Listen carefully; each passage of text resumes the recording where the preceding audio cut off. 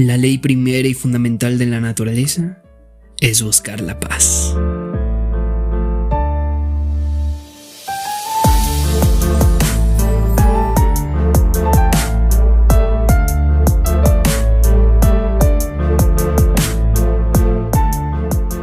Leviatán.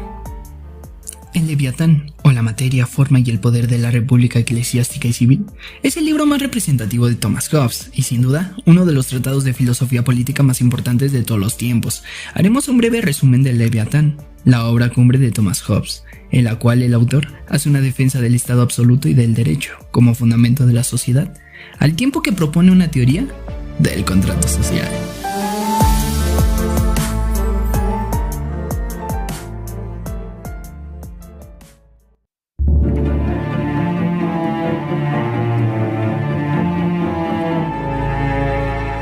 Estructura del Leviatán de Thomas Hobbes. En su obra más importante, El Leviatán, Hobbes analiza la naturaleza del ser humano, que es un ser social, necesita un estado que lo dirija, parte de la idea de que los individuos poseedores de pensamientos y emociones son capaces de modificar la naturaleza, de distinguir entre el bien y el mal, y además han desarrollado un lenguaje.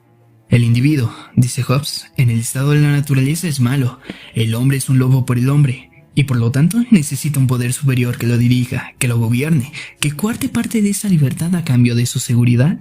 Y este es la obra, es Leviatán, el monstruo de la Biblia Leviatán, de un inmenso poder, del que se dice: nadie hay tan osado que lo despierte, de su grandeza tienen temor los fuertes, no hay sobre la tierra quien se le parezca, animal hecho exento de temor, menosprecia toda cosa alta. Es rey sobre todos los soberbios. El libro se divide en 4 partes. Parte 1, del hombre. Parte 2, del Estado. Parte 3, del Estado cristiano. Y parte 4, el reino de la oscuridad. A continuación explicaremos brevemente cada una de las partes de las que se compone la obra.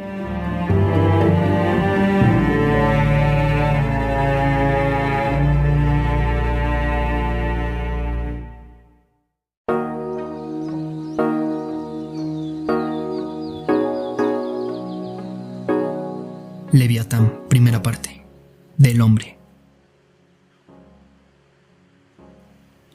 Para abordar este resumen de Leviatán, Thomas Hobbes nos adentra ahora en la primera parte. Hobbes empieza estudiando la naturaleza del ser en cuanto a ser, es decir, comienza haciendo un análisis ontológico del ser humano para continuar con un estudio del individuo como ser social, como miembro de una sociedad y cómo a través de sus vivencias en el seno de la misma se ve haciéndose a sí mismo.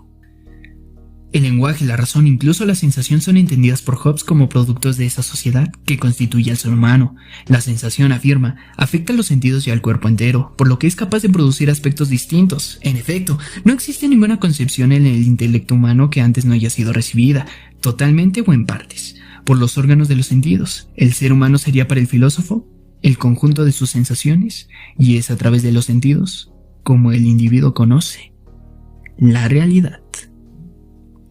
La imaginación procede de la sensación, solo que debilitada. La imaginación, asegura Hobbes, no es sino una sensación que se debilita, sensación que se encuentra en los hombres y en muchas otras criaturas vivas, tanto durante el sueño como en el estado de vigilia.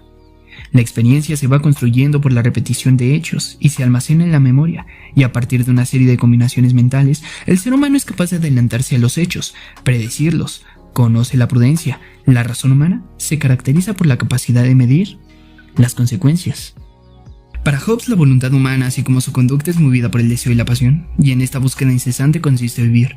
El problema surge cuando son muchos los que desean la misma cosa. Es entonces cuando empieza la guerra de todos contra todos. Dice el autor: la vida del hombre es solitaria, pobre, malévola, bruta y corta. En tiempos de guerra. 3 son las causas de la guerra para el filósofo, a saber: la competición, que favorece la invasión, la desconfianza por seguridad y la gloria por el honor. Este sería el punto de partida de las 19 leyes de la naturaleza de Hobbes, siendo las 2 primeras las más importantes y de las cuales siguen todas las demás. La primera ley de la naturaleza de Hobbes dice: buscar la paz y seguirla, autodefensa total. Y esto significa que todo individuo ha de buscar la paz en la medida que sea posible, y cuando no lo sea, entonces se ha de buscar la guerra para conseguirla. La segunda consiste en renunciar al derecho natural en pro de la paz, que quiere decir que, en favor de la paz, es necesario sacrificar el derecho y la libertad propia del ser humano.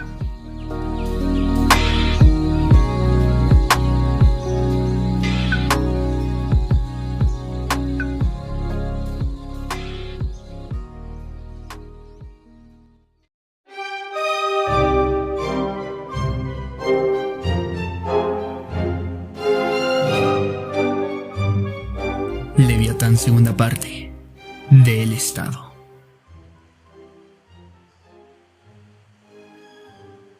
Continuamos el resumen de Leviatán de Thomas Hobbes, hablando de la segunda parte de la obra donde Hobbes desarrolla su idea del contrato social. Este consiste en un acuerdo entre los seres humanos a fin de garantizar la seguridad de los individuos. Esta es la garantía de la seguridad y la única manera de acabar con la guerra de todos contra todos. Las pasiones naturales del ser humano generan intereses individuales y van en contra de la moral. El Estado es la suma de libertades individuales que llegan a un acuerdo, renunciando a ciertos derechos, por el bien común. Así el individuo cede parte de su libertad a cambio de seguridad. El poder del Estado es absoluto. Si bien es cierto que los individuos pueden rebelarse cuando el soberano suponga un peligro para la seguridad de los mismos o rompa el contrato social, Hobbes defenderá 3 tipos de estados: la monarquía, la aristocracia y la democracia.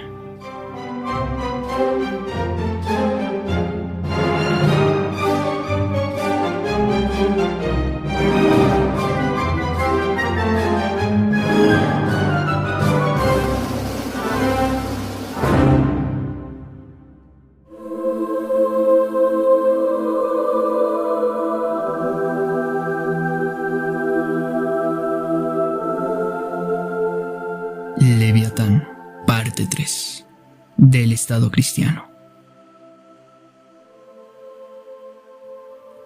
La tercera parte del Leviatán la dedica a Hobbes a un análisis de las relaciones entre la Iglesia y el Estado, entre el poder espiritual y el poder temporal, defendiendo la sumisión de la primera a la segunda, ya que el Estado tiene un poder absoluto e indivisible. El Estado, para el filósofo, no puede ser un Estado cristiano, ya que, a falta de pruebas, no es posible creer en lo que dicen las Sagradas Escrituras, porque no se pueden saber con seguridad si lo que dice es cierto o son un reflejo fiel de la palabra de Dios, o quizás es posible que su palabra no se haya entendido bien. Por lo tanto, solo existe la obligación de obedecer al soberano del Estado, que únicamente tiene poder legislativo. Leviatán, parte 4. El reino de la oscuridad.